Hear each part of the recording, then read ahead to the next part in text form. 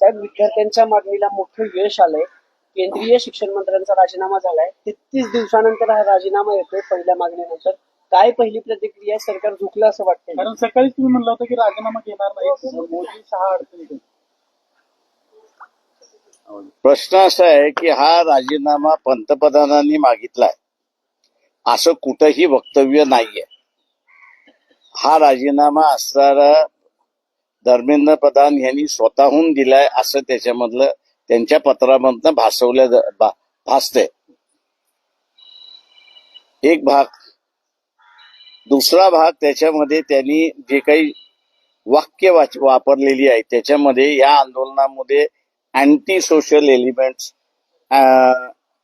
Anti देश elements जे आहेत ते घुसतात आहेत आणि म्हणून मला असा राजीनामा द्यावा लागतोय. कुठेही माझ्या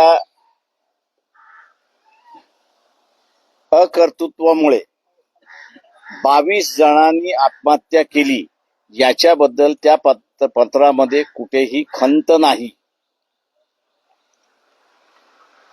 तिसरी गोष्ट त्याच्यामधली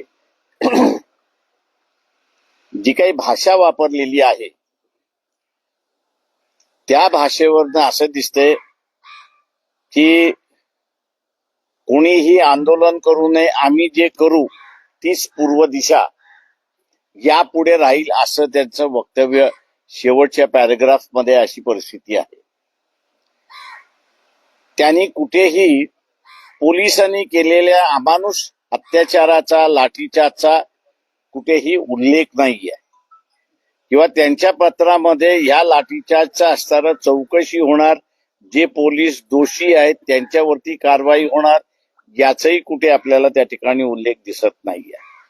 किंवा ज्या सेंट्रलाइज परीक्षेचा निकाल झालाय, सेंट्रलाइज परीक्षा घेऊन निकाल देण्यात आलेला आहे, त्यातून हे सगळे प्रश्न उद्भवतात आहेत आणि म्हणून आम्ही ह्या सगळ्या सिस्टममध्ये आम्ही बदल करू किंवा आम्ही जी असणारी मागणी करतोय की पूर्वी शिक्षण हा राज्याचा विषय होता, तो केंद्राचा नव्हता. तोपर्यंत शिक्षणामध्ये कुठेही गडबड झालेली आपल्याला दिसत नाही. परंतु सेंट्रलाइज झाल्यानंतर एक मनी मेकिंग इंडस्ट्री म्हणून मोठ्या प्रमाणात त्या झाली. का परीक्षा घ्यायची असेल तर 500 रुपये कुठली तरी एक इन्स्टिट्यूशन आणि 22 लाख विद्यार्थी मल्टिप्लाइड बाय 500 असं जर हिशेब केला तर त्या संस्थेला किती मिळाले आपण त्या ठिकाणी बघा. हे सेंट्रलायझेशन फक्त मनी मेकिंग इंडस्ट्री झालेलं आहे आणि म्हणून तुम्ही नीट हे बरखास्त करणार का? सेंट्रलाइज एक्झामिनेशन यापुढे होणार नाही. जुनी पद्धत जी होती एज्युकेशनची ती राज्याचाच विषय राहील का? आणि पंतप्रधान स्वतः या 22 विद्यार्थ्यांची जी आत्महत्या केलेली आहे त्याच्याबद्दल दुःख व्यक्त करणार का? किंवा आता असणारं जसं विद्यार्थ्यांच्या संघटनेच्या वतीने कॉम्पेन्सेशनचा मुद्दा हा आल्याशिवाय आम्ही आमचं आंदोलन मागे घेणार नाही असं जे काही वक्तव्य आलेलं आहे किंवा हळूहळू येत चाललेलं आहे किंवा सिस्टम बदलण्याच्या संदर्भातलं काय त्याच्याबद्दल सरकार बोलणार नसेल तर मग आपण आंदोलन मागे का घ्यावं? ही जी चर्चा सुरुवात झालेली आहे ती मी असताना मानतोय की सरकारमध्येच कुठेतरी विचार विनिमय झालाय आणि राजीनामा आलाय असं दिसत नाही. तर मला असं दिसतंय की धर्मेंद्र प्रधान यांनी स्वतःहूनच राजीनामा देऊन आगीमध्ये तेल ओतण्याचं कामकाज त्या ठिकाणी केलंय असं मी त्या ठिकाणी मानतोय. त्यांची इंटरनल भांडणं जी आहेत ते इंटरनल भांडणं या राजीनाम्यातून दिसत आहेत असं माझं स्वतःचं म्हणणं आहे.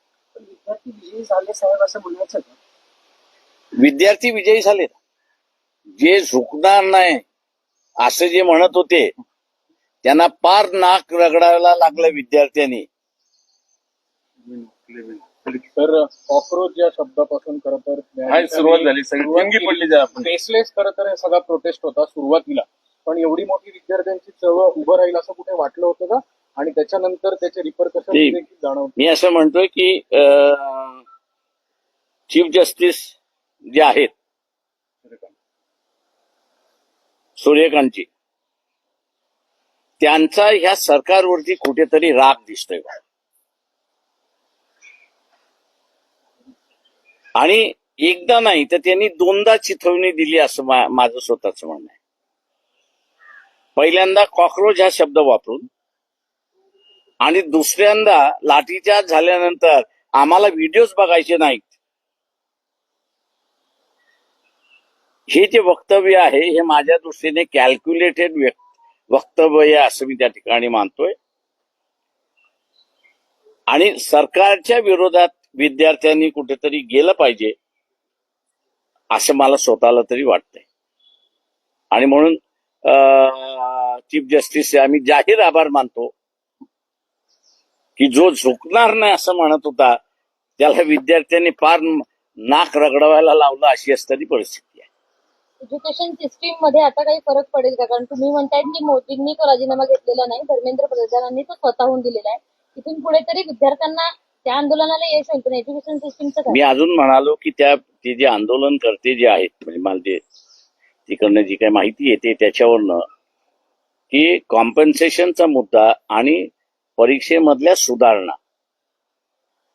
याच्याबद्दल सरकार काहीच बोलायला तयार नाही. धर्मेंद्र प्रधानाचं पत्र सुद्धा त्याच्याबद्दल काहीच बोलत नाही.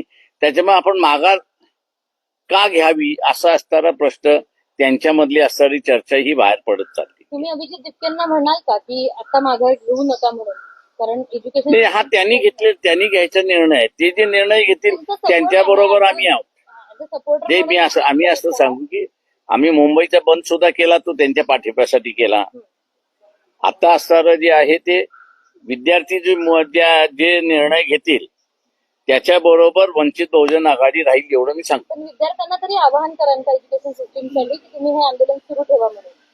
तो त्यांनी निर्णय घ्यायचा, विद्यार्थ्यांनी निर्णय घ्यायचा. त्यांनी घेतला चालू ठेवायचा तर आमचा पूर्ण पाठिंबा त्याला.